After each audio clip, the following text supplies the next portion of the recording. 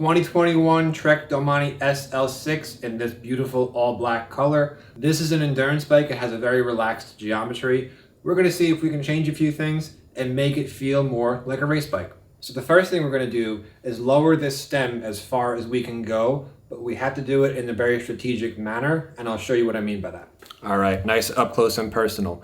There's about 25 millimeters of spacers under here that I see, and then there's one 10 millimeter spacer, so we're going to slam this as far down as we can. But in my opinion, you shouldn't just take out all your spacers, lower your stem, button it up, and then you're good to go, and then you want to ride it like that for a long time. There is a reason why a lot of people cut the top of the steerer tube when they lower their stems, and I'm actually going to show you why. Now, inside the steerer tube, inside the carbon steerers and aluminum ones as well, there is what's called an expansion plug or a steerer plug. Let's see how long the one is that I have in here. That's how long it is. So I did get this on Amazon a while ago. I'll post an Amazon affiliate link in the description for this. But the reason why this is so important is because when you take this out, this carbon steerer is now hollow. If we slam this all the way down to here, and there's nothing here, if we crank down on this, there is a potential to damage the carbon steerer. And we don't want to damage this steerer, because if this gets damaged, then we're not going to be able to steer our bike at high speeds. Let's take a look at how long this steerer tube is. If we put it, let's just mock it up. Put it right there, and now let's see. It goes pretty much all the way down till there. So we're good with this. We can put this in, it goes all the way down. This is pretty much making this steerer tube a whole lot stronger, so we can bolt this down. It's not going to be as likely to damage it. And this is all just my opinion. This is just for entertainment purposes. Please do this at your own risk. But this is just something that I would do. A lot of these steerer tubes, they only come up to here. They're very, very small. They're only like this much in length. They come down to here. So if we have one of those small steerer tubes that only came down to here, we basically be bolting the stem to a hollow portion of the steerer tube. We don't want to do that, or in my opinion, you shouldn't do that. Just my opinion. I went on Amazon. I got a much longer steerer tube. Like I said, affiliate link in the description. I learned this trick from Durian Rider. I definitely think that it's good. I would not clamp my stem onto a hollow point of a carbon steerer. Another reason why a lot of people cut these steerer tubes is just so it doesn't look so ugly. My opinion, anything over 10 or 15 millimeters above the steerer tube, you really should consider cutting that steerer tube. Either do it yourself very carefully, again, do it at your own risk, or take it to a bike shop and they can cut it up nice for you. But for just testing it out, obviously it's okay to leave it like this. So the next thing we're going to do for this bike is I'm going to put on some carbon wheels with some racier tires. I'm sure it's going to make a big difference. These are just stock aluminum wheels. I think they weigh about 18 or 1900 grams. And just the stock Bond Tracker 32 millimeter tires.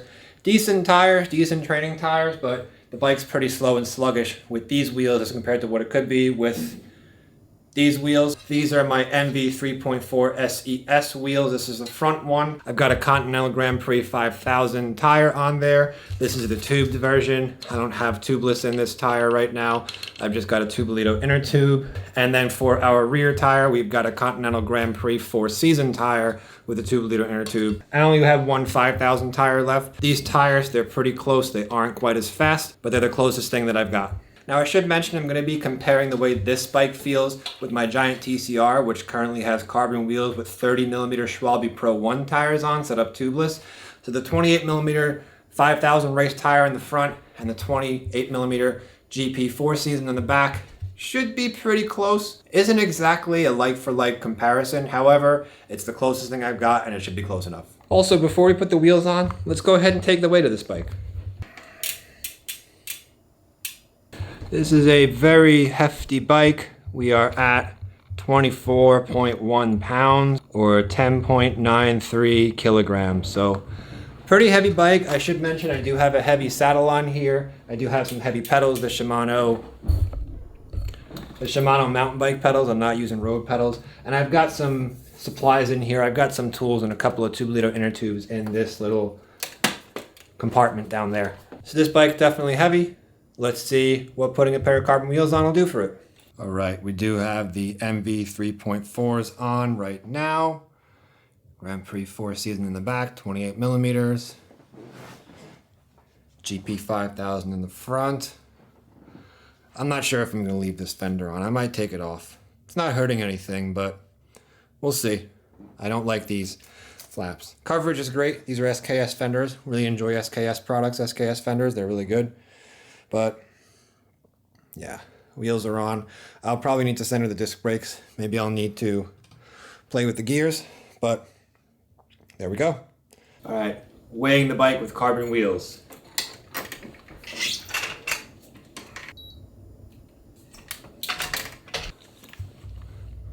22.24 pounds.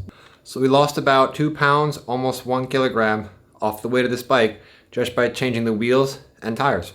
All right, so the next step is to take this bike out for a ride, see how it feels. I'm sure it's gonna feel faster. I don't know if I'll be able to survive with these bars as far down as they can. Maybe I will, maybe I won't. Couple notes about the bike. I will not be changing the pedals into the Shimano SPD road pedals. The mountain bike pedals for this bike is fine. I'm not going to be changing the seat. This seat is fine. I've talked about Brooks saddles before. Brooks saddles allow me to wear whatever I want and they don't shred my jeans and they're actually really comfortable.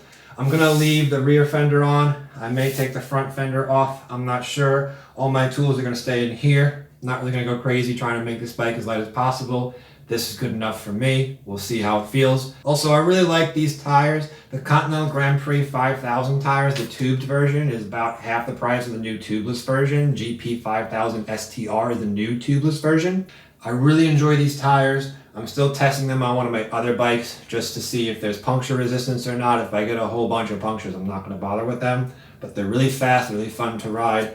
This tire is also a great alternative as well, the GP 4 season. It's pretty fast, not as fast as the 5000, but it's pretty fast, and I've never got a puncture in the 4 seasons. I rode them on my Wabi for a long time. And of course, there's always the Gator Skins, which aren't as fast as these tires, but if you want that ultimate puncture resistance and you're riding for the fall or winter, a lot of late night rides, the Gator Skins are good. Those 3 tires are good depending on what you want to do, what kind of riding you're actually doing. If you favor speed but don't mind fixing punctures on the side of the road, or if you just want to not waste any time fixing punctures, but then you're just sacrificing a bit of speed. Amazon affiliate links to the tires and the saddle in the description.